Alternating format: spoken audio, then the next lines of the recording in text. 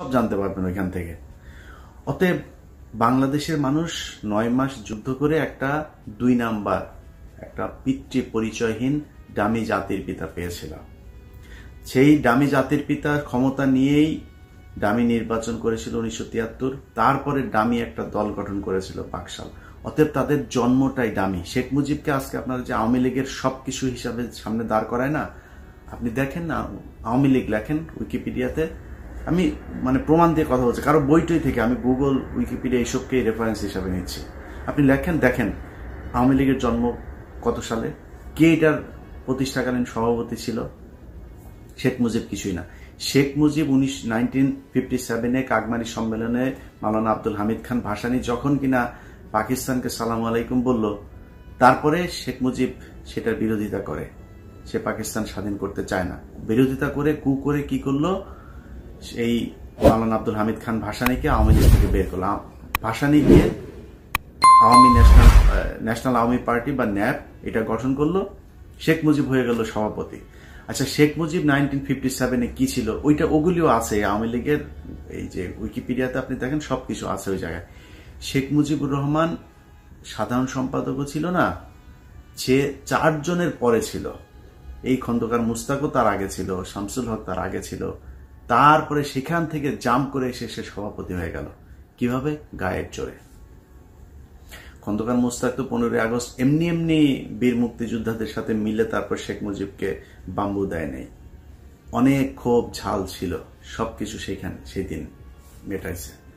শুধু এটা না, শেখ মুজিব যে বাকশালের চেয়ারম্যান করলো, যাকে স্পিকার ছিল যে শেখ মুজিবের, 19 জন মন্ত্রী, সব কিন্তু শেখ মুজিবের এই লাশ সামনে রেখে কিন্তু বিবৃতি দিয়েছে, ফেরাউন বলেছে, নতুন মন্ত্রিসভা গঠন করেছে, মুস্তাকের কাছে গিয়েছে। কেন? এমনি এমনি? প্রশ্নই আসে না। শেখ মুজিব আজকে শেখ হাসিনা মারা যাওয়ার পরে আপনারা দেখবেন আওয়ামী লীগের লোকজন কি করে। এটাই করেছিল শেখ মুজিবের প্রতি তখনকার লোকজন। অতএব তাদের জন্ম ডামি, তাদের নির্বাচনও ডামি, ক্ষমতাটাও ডামি, তাদের কথাবার্তাও ডামি, সবকিছু ডামি। এখন এই ডামি নির্বাচন আপনাকে মেনে চলতে হবে। আপনার সামনে কোনো অপশন নাই, চয়েস নাই, আপনাকে এইটাই মানতে হবে। মানবেন না, কি করবেন? আন্দোলন করবেন, হরতাল ডাকবেন, 10 লাখ 15 লাখ মানুষ পল্টন কার্যালয়ের সামনে এনে তারপরে সমাবেশ করবেন? লাভ হবে না। আপনাকে তারা ঠিক যেমন এর আগে তার বাপ যেমন ডামি ছিল, ওই ডামি বদমাইশকে যেভাবে সরাই ছিল আপনার এই যে সেনাবাহিনীর লোকজন, তো সেনাবাহিনী তো আসবে না, অতএব জাসদকে ফলো করতে হবে আপনাকে। জাসদ যা করেছিল সেটাই করতে হবে। সেটা ছাড়া এই মুহূর্তে শেখ হাসিনাকে সরানো যাবে না। আচ্ছা, আমি প্রথমেই আমেরিকার কথা বলেছি, এটা আমি বাংলাদেশের জনগণের কাছে বললাম। আমেরিকার যে প্রশ্নটা, আমেরিকার খেলাটা এখনো শেষ হয়নি। যেহেতু রাশিয়া, চীন, ভারত একদম সাথে সাথে গিয়ে তাদেরকে অভিনন্দন জানিয়েছে, আমিও এই সময়টার জন্য অপেক্ষা করছিলাম যে রাশিয়া, চীন যাতে সাথে সাথে গিয়ে যাতে তাদেরকে জানায়। সেটা জানিয়েছে। এখন আমেরিকার খেলা করবে, কিন্তু এটা মাথায় রাখতে হবে যে আমেরিকা আমাদের জন্য সেইখানে যাচ্ছে না, আমেরিকার স্বার্থে যাচ্ছে। তার স্বার্থের সম্পূর্ণ যদি সে পেয়ে যায়, সে সেখান থেকে শেখ হাসিনাকে সাপোর্ট দিতে পারে আগামীকালকে, এটা নিয়ে আশ্চর্য হওয়ার কিছু নাই। আপনার রাস্তা আপনাকে খুঁজতে হবে। আপনি আপনার জনসভা করবেন, মিছিল করবেন, গিয়ে মার খাবেন, এটা দেখতে আর ভাল লাগে না। যেটা করতে হবে, কি করতে হবে, অনেক কথা সোশ্যাল মিডিয়াতে বলা যাবে না। জাসদ যা যা করেছিল শেখ মুজিবের বিরুদ্ধে, শেখ হাসিনার বিরুদ্ধে, তাই করতে হবে। পারলে করেন, না পারলে না করেন। আমি কারোর বলবো না, আমি আমেরিকায় বসে আছি, আমেরিকায় বসে আপনারা বলবো না যে ভাই এটা করতে হবে, আপনি এটা না করলে খারাপ লোক না। বিষয়গুলো এত ইজি না। অতএব আমি আপনাকে ঘাড়ে চাপিয়ে দিচ্ছি না, আপনার মাথায় চাপাচ্ছি না। আপনার পক্ষে যদি সম্ভব হয় করেন, না করলে আওয়ামী লীগে যা যোগ দেন, যা ইচ্ছা করেন। এবার যদি শেখ হাসিনা টিকে যেতে পারে, এই দেশ ভারত নিয়ে নেবে, সেটা একদম খাতা কলমে।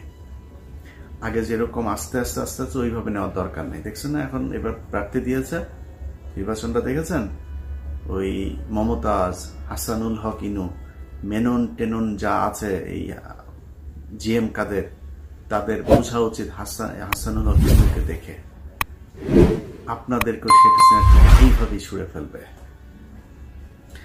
বাংলাদেশের সাংবাদিক যারা কিনা আজকের এই পরিণতির জন্য দায়ী, সেই সাংবাদিকদেরকে বলতে চাই, আপনাদের মনে করার কোনো কারণ নাই যে আপনারা আজকে শেখ হাসিনার পক্ষে দালালি করছেন, আপনারা এইভাবেই থাকবেন। সাকিব আল হাসান দেখেছেন, এই কয়দিন খুব ভালো ব্যবহার ছিল, কালকে আবার সাংবাদিকদেরকে চড়থাপ্পড় শুরু করেছে। এটা আওয়ামী লীগেরই চরিত্র। অতএব সাংবাদিকতা যারা করছেন, কালকে আপনাদের এই সোশ্যাল মিডিয়াতে অনেকেই যমুনা টিভি বা যমুনা টিভি খুব ভালো কাজ করছে, হ্যাঁ, ইন্ডিপেন্ডেন্ট, তারপরে চ্যানেল 24 এমনিতেই ভালো, যমুনা টিভি যথেষ্ট ভালো, তারপরে এগুলো খারাপ না, আমার কাছে খুব ভালো, মানে এরা খুব দালালি করে না। আরেকটা টেলিভিশন নতুন করে শুরু করেছে, ATN Bangla, ATN news. Munni Shah ATN news থেকে যাওয়ার পর থেকে এটিএন নিউজের চেহারাই পাল্টে গিয়েছে। এটিএন বাংলা, এই দুইটা চ্যানেলেও খুব ভালো কাজ করছে দেখছি আমি। এখানে জয়ী মামুনকে নিয়ে আমি নিজেও ব্যক্তিগতভাবে অনেক সময় সমালোচনা করেছি, কিন্তু জয়ী মামুন ভাই, স্যালুট, যে আপনারা অন্তত জনগণের, গণতান্ত্রিক মানুষের পক্ষে কথা বলছেন। এখন আরো অনেক সাংবাদিককেই বলা যায়, হ্যাঁ, ধরেন আজিজ ভাই, মতিউর রহমান, মানব জমিনের মতিউর রহমান, তারপরে ধরেন নাজমুল আশরাফ আছে, অনেক সাংবাদিক আছে যারা এখনো বাংলাদেশে বসে তারপরে অন্তত দালালি করছেন না, খুব বেশি আক্রমণাত্মক বলতে না পারলেও দালালিটা করছেন না। এই জন্যই স্যালুট আপনাদেরকে। তো যমুনা টিভি সহ যারা কালকে সাংবাদিকতা করেছে, এটা কিন্তু আপনাদের জন্য, আমার জন্য করেছে, এটা মনে করার কোনো কারণ নেই।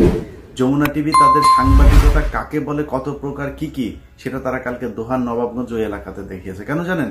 কারণ দোহার নবাবগঞ্জে যমুনা টিভির মালিক সালমা ইসলাম নির্বাচনে দাঁড়িয়েছিল। চ্যানেল 24 তাদের সাংবাদিকতার সর্বোচ্চ উজাড় করে দিয়েছে ফরিদপুরে, কারণ তাদের মালিক একে আজাদ সেখানে নির্বাচন করছে।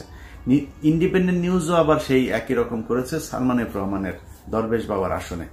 অতএব তারা কিন্তু জানে সাংবাদিকতা কিভাবে করতে হয়, কিন্তু করে না, ইচ্ছা করে দালালি করে।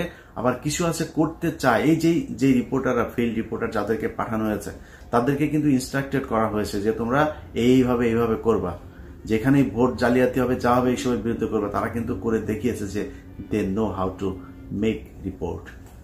কিন্তু এখন যদি আপনি তাদেরকে সেই ইনস্ট্রাকশন যদি না দেন, তাদেরকে যদি আপনি বলেন যে না এইটা করা যাবে, ওইটা করা যাবে না, তাহলে তারা করতে পারবে না। বাংলাদেশে শত শত সাংবাদিক আছে, শুধু সুযোগ দিলে দেখবেন যে তারা জানে যে সাংবাদিকতা কেন করতে হয়। তো যাই হোক, সবাই যে যেখানে আছেন, যার জায়গাতে আছেন, ভাই সামনের সময়টা খুব সহজ না, আমি মনে করি না কারোর জন্যই সহজ না। শেখ হাসিনার জন্য সহজ, 5 বছর থেকে যাবে, এত ইজি না। বিএনপি, জামাত, বাংলাদেশের গণতন্ত্রকামী মানুষ, তাদের জন্য সহজ না। কঠিন একটা সময় পার করতে হবে। ভুল করলে চোট খেয়ে একদম নিচে যেয়ে পড়তে হবে। খুব সাবধান। আল্লাহ হাফেজ।